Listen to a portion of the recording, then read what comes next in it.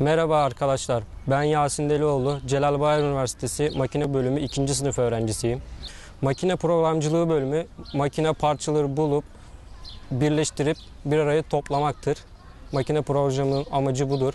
Genel olarak aldığımız dersler ölçme tekniği, teknik resim, meslek resim ve genel kültür dersleridir.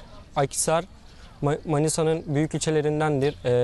İzmir'e 90 kilometre, Balıkesir'de 60 kilometre uzaklıktadır. Manisa'nın güzel ve büyük ilçelerinden biridir. Staj, ilk sene yaparsanız 20 gündür, ilk sene yapmazsanız 40 gün zorunluluğu vardır. Normal zorunluluğu 40 gündür. İlk senede yapabilirsiniz, isterseniz ikinci senede yapabilirsiniz. Bu bölümü ben lisede makine bölümü okuduğum için, kendimi geliştirmek için bu bölümü tercih ettim ve bu bölümü üzerinde de ilerlemek istiyorum, makine bölümü.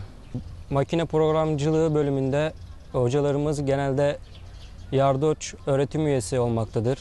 Liseden gelen hocalarımız da vardır ama genellikle öğretim üyesi ve yardımcı doçent doktorlardır.